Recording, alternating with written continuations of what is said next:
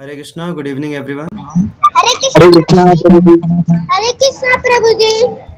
Hare Krishna. Sorry for little bit delay. Actually, I was coming for the session, but बीच में अचानक से some other urgent unavoidable thing came up. So extremely sorry for the delay. Okay, so we'll begin our session. Krishna प्रभु जी। हरे कृष्णा. मेरी आवाज आ रही है ना सभी को क्लियरली? हाँ प्रभु जी। तब सभी मेरे पीछे रिपीट कर सकते हैं. किम नो राज्येन गोविंद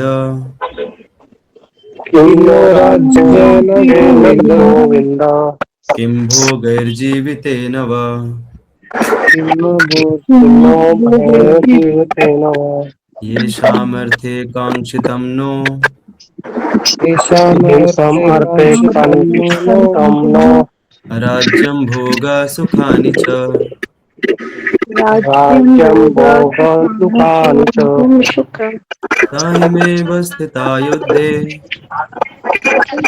तामेव स्त्रियायुधे प्राणान् त्यक्त्वा धनानि च प्राणास्तत्त्वधर्माणि च आचार्य पितरः पुत्राः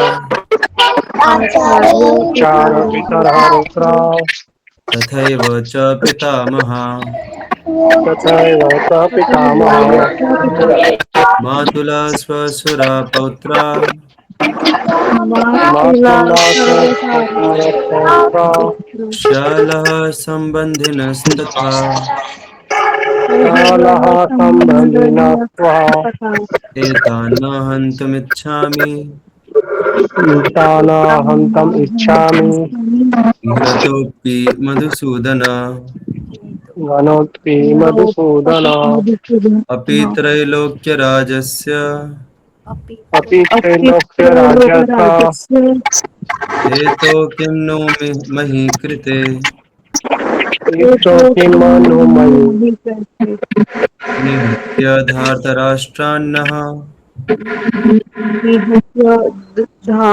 धराष्ट्रान्न का प्रीति स्यात् जनार्दनः. का प्रीति जनार्दन जनार्दन। आप में से कौन पढ़ सकता है इसका ट्रांसलेशन? डरिए मत, आपको ये नहीं पढ़ना है जो आपको दिख रहा है स्क्रीन पे, ये सिनोनिम्स है. ट्रांसलेशन पढ़ना है इंग्लिश में. तो कोई हैंड रेज कर सकता है? यस, दर्शना माता जी. Hare Krishna. Translation. O Govinda, of what avail to us are a kingdom, happiness, or even life itself, when all those for whom we may desire them are now arrayed on this battlefield? O Madhusudana, when teachers, fathers, sons, grandfathers, maternal uncles, father-in-laws, grandsons, brother-in-laws, and other relatives are ready to give up their lives and properties and are standing before me, why should I wish to kill them, even though they might otherwise kill me? O maintainer of all living entities, I am not prepared to fight with them, even in exchange for the three words. Let alone this earth. What pleasure will we derive from killing the sons of Dhritarashtra? Hare Krishna. Hare Krishna. Thank you so much माता जी. ये जो श्लोका है ये काफ़ी हद तक हमने जो कल वाला श्लोका लिया था उससे रिलेटेड है. इसमें भी अर्जुन बोल रहे हैं कि क्या फ़ायदा होगा ये पूरे युद्ध लड़ने का, मेरे जो प्रियजन हैं, मेरे परिवार वाले हैं, वही सब मेरे विरुद्ध खड़े हुए हैं, और अगर यही मर जाएंगे, यही नहीं बचेंगे, तो फिर राज्य भोग के भी क्या फ़ायदा, जब कुछ हमारे सगे परिवार वाले कुछ बचेंगे ही नहीं. जनरली हम लोग कोई भी हैप्पीनेस रहता है, कुछ भी प्लेजर रहता है, तो हम शेयर करके उसमें हमें उसका हम एक्सपीरियंस करते हैं हैप्पीनेस को. जब कोई शेयर करने के लिए ही नहीं बचेगा तो फिर क्या फ़ायदा युद्ध करके. तो वही जो माइंडसेट है उसी को यहाँ पे कंटिन्यू कर रहे हैं अर्जुन. तो इसमें एक बहुत इम्पोर्टेंट यहाँ पे शब्द है, और उस शब्द से अर्जुन जो है वो कृष्ण को संबोधित कर रहे हैं. कोई बता सकता है क्या वो शब्द है जिससे कृष्ण को अर्जुन संबोधित कर रहे हैं? यहाँ पे किस नाम से पुकार रहे हैं? Yes, Janardan. Janardana. Very good. और गोविंदा मधुसूदना। गोविंदा, मधुसूदना. और कोई है क्या? नहीं, ये टोटल ये 3 नाम से बुला रहे हैं। तो देखिए भगवत गीता में आपको अलग-अलग जगह पे अर्जुन कृष्ण को अलग-अलग नाम से संबोधित करते हुए दिखेंगे और कृष्ण भी अर्जुन को अलग-अलग नाम से संबोधित करते हुए दिखेंगे और उस हर एक नाम के पीछे बहुत गहरा अर्थ छिपा हुआ है। जैसे यहाँ पे जब अर्जुन कृष्ण को गोविंद बोल रहे हैं, किसी को पता है गोविंद का अर्थ क्या होता है? Please don't tell me the name of actor, but इसका अर्थ जब कृष्ण को गोविंद बोला जाता है तो what does that imply? Anyone nose? Okay, तो गो जो है, गो शब्द के 2 अर्थ होते हैं। एक होता है गाय, गो सेवा बोलते हैं ना, गो सेवा, गौशाला। और दूसरा अर्थ होता है गो का इंद्रियां, हमारी इंद्रियों को भी गो बोला जाता है, इसलिए गोस्वामी। गोस्वामी मतलब ऐसा व्यक्ति जो अपने इंद्रियों को वश में किया हुआ है, जो अपने इंद्रियों का स्वामी है, दैट इज गोस्वामी। गोदास मतलब जो अपने इंद्रियों का दास है, जिसको अपने इंद्रियों को कंट्रोल करना नहीं आता, उसको गोदास बोलते हैं। यहाँ पे गोविंद का मतलब क्या होता है? ऐसा व्यक्ति जो इंद्रियों को आनंद देता है, जो इंद्रियों को सुख देता है। भगवान का एक नाम है गोविंदा, क्योंकि भगवान की सेवा में जब हमारी इंद्रियां रत होती हैं तो हमारी इंद्रियों को भी संतुष्टि मिलती है, हमारी इंद्रियों को भी आनंद मिलता है जब हम भगवान की सेवा में अपनी इंद्रियों को लगाते हैं। तो गोविंद का वास्तविक अर्थ होता है कि जब हम अपनी इंद्रियों को गोविंद भगवान कृष्ण की सेवा में लगाएंगे।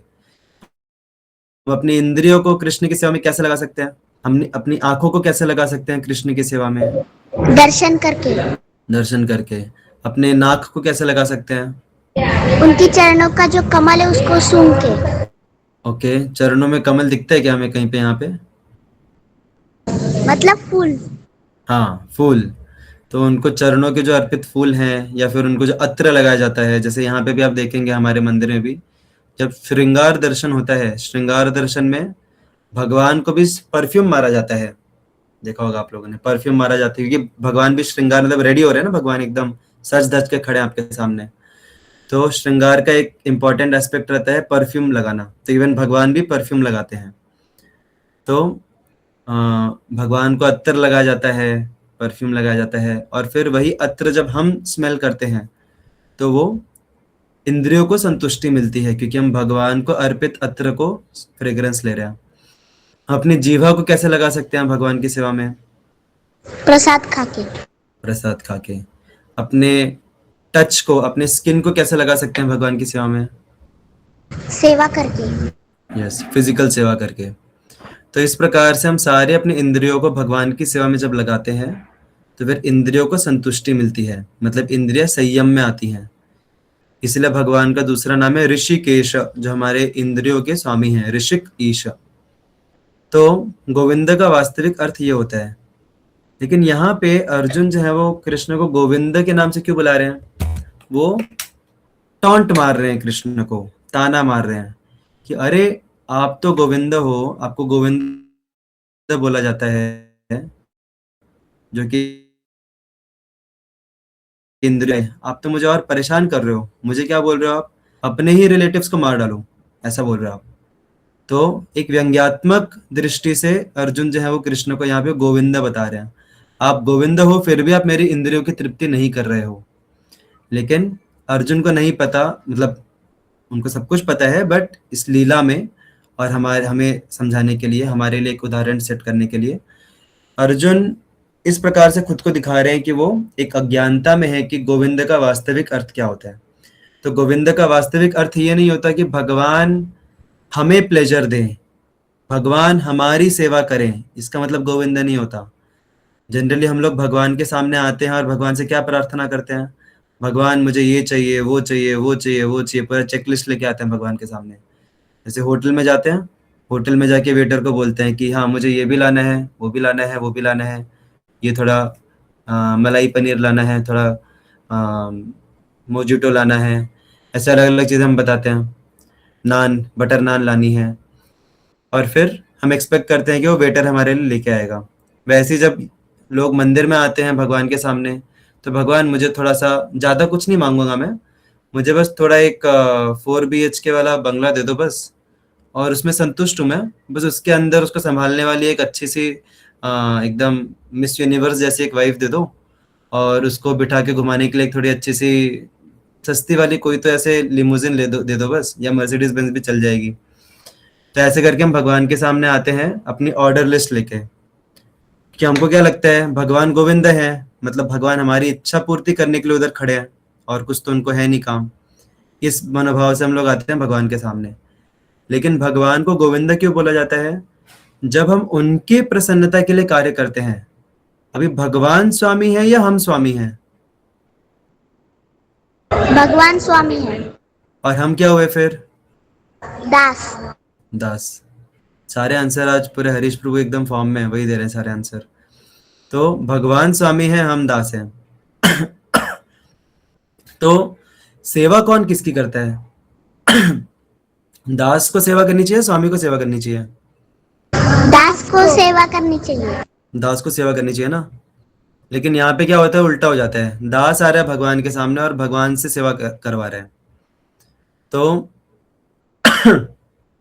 भक्ति का अर्थ ये नहीं होता कि हम भगवान से आके अपनी चेकलिस्ट ला के मांगे। दैट इज नॉट भक्ति। भक्ति के नाम पे बहुत कुछ चलता है आजकल के ज़माने में, लेकिन भक्ति का मतलब ये होता है कि हम भगवान को प्रसन्न करने का प्रयास करें, भगवान की सेवा करें हम। और अभी आप में से कोई बोलेगा कि अरे सेवा करेंगे तो हमको क्या मिलेगा, हम भगवान की सेवा करेंगे तो हमको क्या मिलेगा?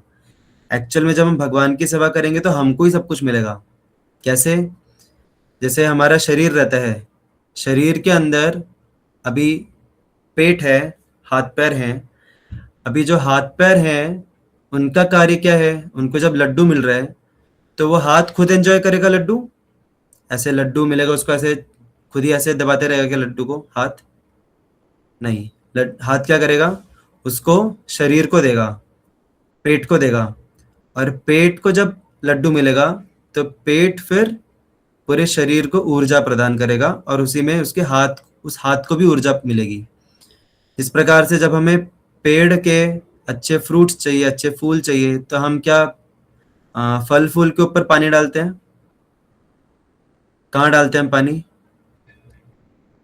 उसकी जड़ में। हाँ, उसकी जड़ में पानी डालते हैं। तो जब जड़ में पानी डालते हैं तो पूरे पौधे को पानी मिलता है, हर एक फ्रूट को, हर एक फ्लावर को पानी मिलता है। तो इसी प्रकार से जब तक हम खुद की इंद्रियों को तृप्त करने का प्रयास करेंगे, सॉरी थोड़ा सा मैं स्ट्रॉन्ग चीज बोलने वाला हूँ, बट ये रियलिटी है। हम जब तक खुद के इंद्रियों को तृप्त करने का प्रयास करते रहेंगे, कभी ये इंद्रिया तृप्त नहीं होने वाली। आपको जितना एक्सपीरियंस करना है कर लो, आपको जितना टेस्ट करना है कर लो, लेकिन कभी इंद्रिया तृप्त नहीं होने वाली। आप जितना दोगे उतनी और मांगेंगी इंद्रियां, ये स्वभाव है इंद्रियों का। जितना दोगे उतना और मांगेंगी, और दोगे फिर और ज्यादा मांगेंगी, तो ये कभी तृप्त नहीं होने वाली।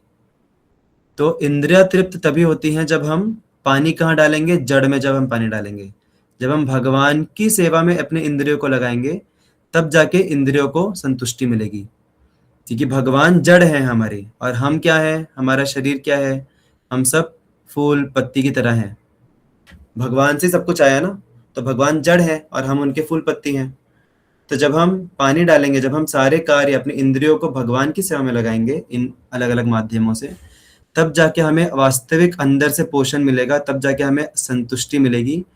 और इसीलिए भगवान को गोविंद बोला जाता है। जब हम भगवान की सेवा करते हैं तो फिर हमें प्लेजर मिलता है, हमारी इंद्रियों को संतुष्टि मिलती है। That's why he is Govinda. तो अगर हमें सुख प्राप्त करना है जीवन में, तो भगवान से आके मांगने में सुख नहीं मिलेगा। भगवान को आप लाके कुछ तो दो।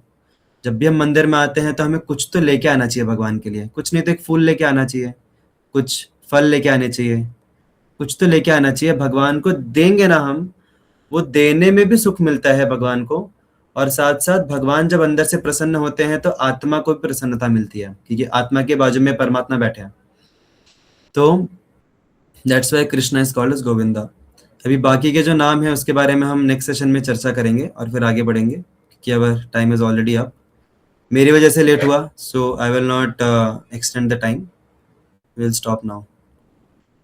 हरे Krishna, thank you so much. Shrimad Bhagavad Gita की जय श्रील प्रभुपाद की जय हरे कृष्णा कृष्णा श्री कृष्णा हरे कृष्ण हरे हरे राम राम राम जय थैंक यू सो मच हरे कृष्ण हरे कृष्णा प्रभु जी।